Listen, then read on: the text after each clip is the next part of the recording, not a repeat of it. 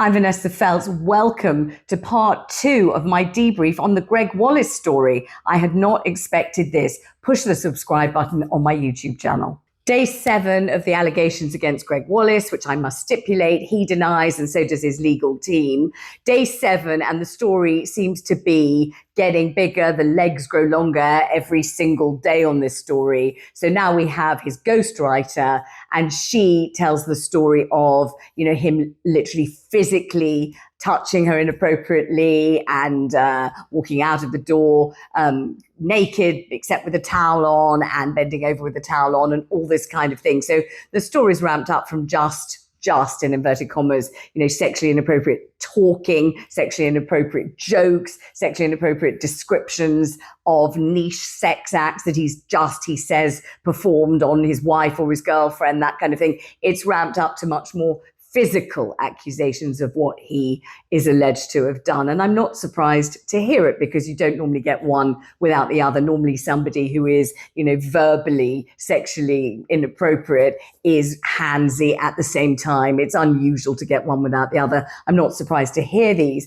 The thing that has surprised me, though, as soon as I came on my YouTube channel and told the story about my close associate in a lift with Gregg Wallace and a woman, and Gregg Wallace telling this utterly, in my view, revolting story about what he claimed he'd just done minutes before in bed to his woman, whichever woman in his life he was talking about then. The moment I told this, I cannot even describe how inundated I have been with messages on DMs, so DMs coming to my Instagram from people who have got story after story after story to tell me about what they experienced at the hands or at the voice of Gregg Wallace. So I heard from somebody who was a greeter on one of the programs that he worked on, somebody who was a cameraman on one of the programs that he worked on, somebody whose son worked on one of the programs that Gregg worked on, other people who've encountered him at various different places, spaces, different kind of moments over the last 20 years.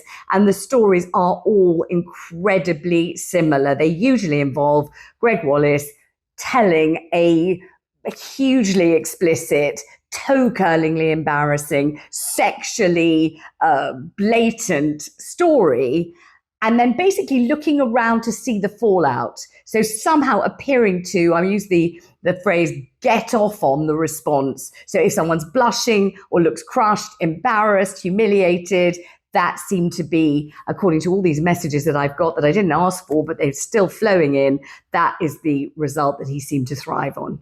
As usual, the BBC acted far too late. The BBC's acted too late all the way along this saga, really, because although Gregg Wallace denies the allegations, there's no question at all that there have been complaints made over the years. I think the first one was in 2012. There have been complaints in 2018. There have been all manner of complaints that the BBC has received about Gregg Wallace. And what have they done about it? Apparently, there was one meeting with him in 2018 that lasted 90 minutes, but it doesn't seem to, according to all the testimonies against him, done anything at all to control or limit his behavior. Where were management? This is what management are for. So it's not for the researcher on the program to get rid of Gregg Wallace. It's not for the producer on the program to admonish Gregg Wallace and say, now look, you're making everybody uncomfortable. This isn't appropriate. Rein yourself in, mate. Rein yourself in. You can't really do that if you're a researcher. You can't do it if you're a makeup person. You can't do it if you're a guest on the show and Gregg Wallace is judging your blinking cookery. But if you're management, it's your job to do it. And if you don't do it, it is remiss. And it doesn't matter if he's earning you a lot of money and it's a really successful format, you're flogging it all over the world. If he is embarrassing people, if he is importuning women, if he is creating an atmosphere in which he is the bully and other people feel bullied and lesser and uncomfortable, it is your job, if you're in management and probably very highly paid to be in it, to do something to curtail this man. That is what you were there to do. So do it. Vanessa, does the BBC have a man problem? They've had issues with Hugh Edwards and Jermaine Genius as well this year.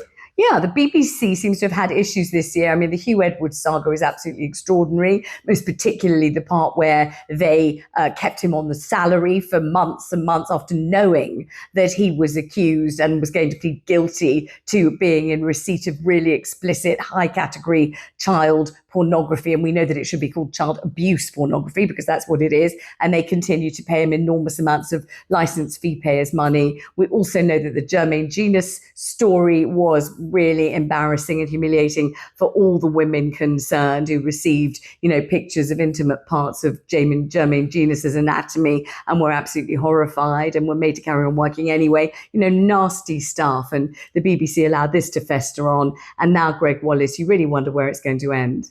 Well, Gregg Wallace has shown that he can't apologise. He can't apologise because he isn't capable of seeing anything from anybody else's point of view. I very much resented the middle-class women of a certain age comment. It was rude. It was misogynistic. It was absolute nonsense as well. It really sucked. It was horrible in every way, insulting. I also didn't like the tone, which was essentially, if anyone's offended, then whatever, because it's not if. Yes, we know that at least 13, but if you look in my phone and you see all the messages in my DMs, really experience what they say was the full force of the inappropriate behavior by Gregg Wallace. And I'm sure that there are complaints coming in all over the place. So it's not if anyone's offended. He has, it seems, offended people. After all, he may deny having done anything wrong, but they are saying, I'm offended. If they say they're offended, they're offended.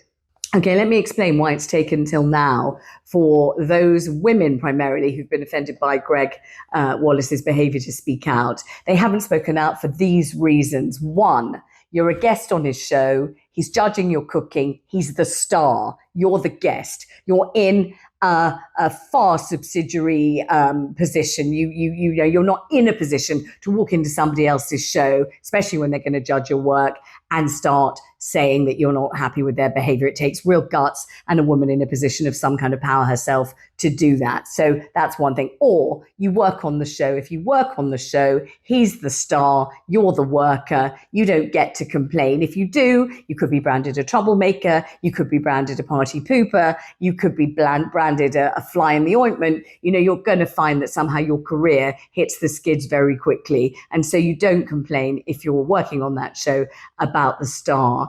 And then the other reason why people haven't complained is because each time it happens to you, you think you're the only person. You don't realize you're part of an enormous kind of flood of this behavior.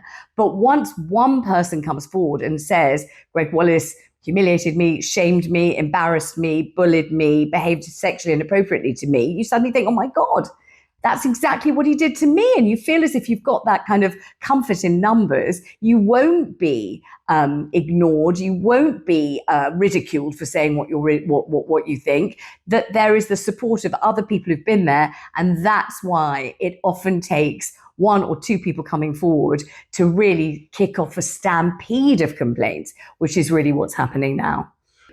Gregg Wallace is working class. The BBC did want a working class voice, but it's perfectly possible to be working class and professional, to be working class and decent, to be working class and considerate. Of course it is. I mean, the idea that this kind of lewd, unprofessional, bullying, humiliating behavior is endemic to being working class is absolutely insulting to every decent working class person, which is 99.99999% of the working classes. It's ridiculously reductive to imply that just if you're working class, you're going to be a misogynist, you're going to be disrespectful to women, you're going to run around in the workplace with completely naked with a sock on your penis. That's not working class. That's just somebody who's way out of control and is a megalomaniac. The British working class, I mean, I don't like stereotypes of any kind, but the British working class are famous for being particularly charming and particularly respectful to women. That's part and parcel